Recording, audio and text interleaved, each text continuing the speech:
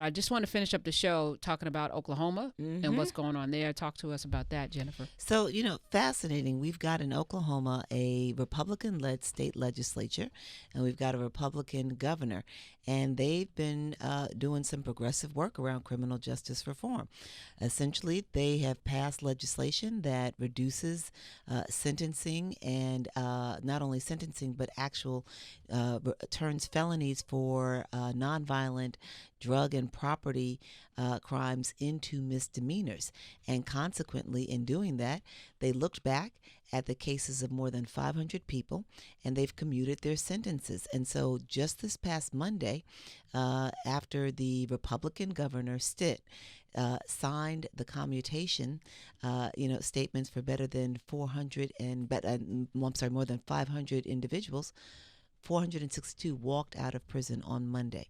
These were people who, had drug possession, who may be, engaged in like low-level property theft. And they're crimes, but they didn't need to be sentenced to felonies and 10, 15, 20 years in prison.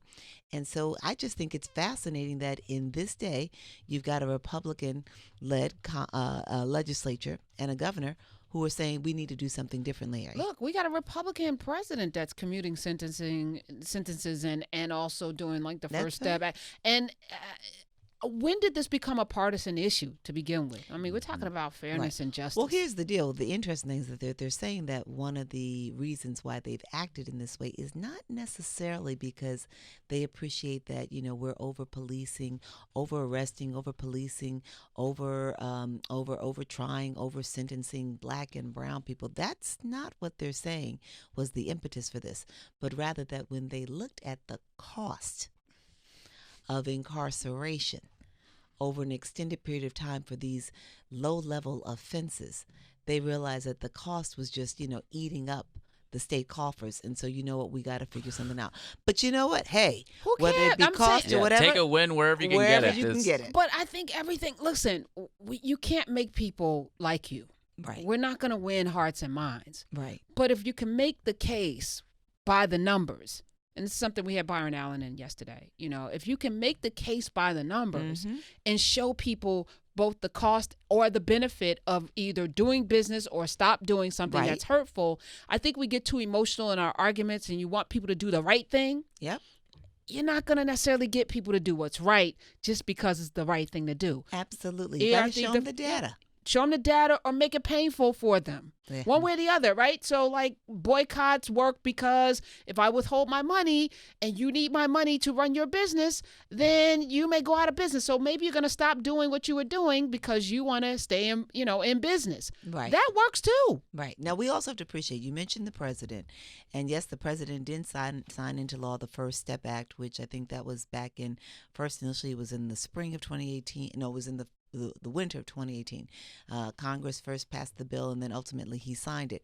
And that bill, makes the steps that Obama took with respect to sentencing reform, makes it retroactive to people who had already been incarcerated, and allows for greater commutations. Yes. But this president also just last week tweeted out concerning New York and New York State now moving to end cash bail and allow people with low-level offenses while they're, or people who are alleged to have committed low-level offenses to stay at home while undergoing trial, right? Would be right? Because you're innocent until proven guilty. Would be right. But this president tweeted out that in allowing this to move forward, we're going to have, immediately 900 criminals running the street. But you're not a criminal until you're convicted. Exactly. Ass jockey. That's our guy. Right. I'm sorry. That's our guy. Their guy. What do we do with that? Because he is the president of the United States. He is.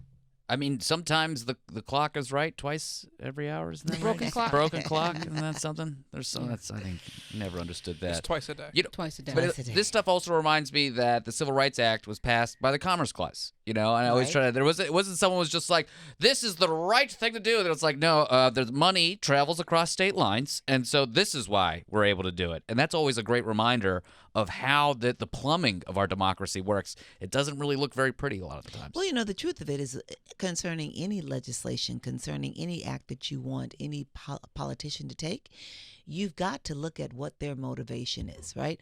What's going to get them, on board with what your agenda is, and then sell it to them in that way. But to your point, Karen, we're always too busy trying to, look as though we are, we have the more righteous position on something, and that's not what's going to sell.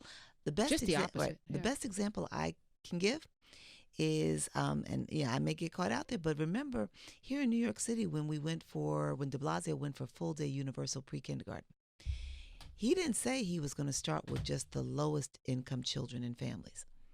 He went for full day universal pre-kindergarten for everybody. Mm-hmm. And in going for full day universal pre-kindergarten for everybody, that middle income or upper middle income family that was doling out $25,000, $30,000, $35,000 a year post taxes, right? That was now cash in their pockets. So why not go out and vote for you if I've got one kid and I'm going to be able to save $30,000? Yeah, and again, that's straight up cash dollars, right? Or I got two kids and I can keep $60,000 in my pocket. Yeah, you got my vote. But he wasn't necessarily concerned just about the low income children getting a better early learning foundation. It was a way to get some votes. You mean Bill de Blasio trying to get votes? I don't know. I don't know about that. I don't know. You may have. That's a little. I'm still trying to figure out why he was running for president. I don't know if anybody knows that. I think he liked the gym in the White House better than.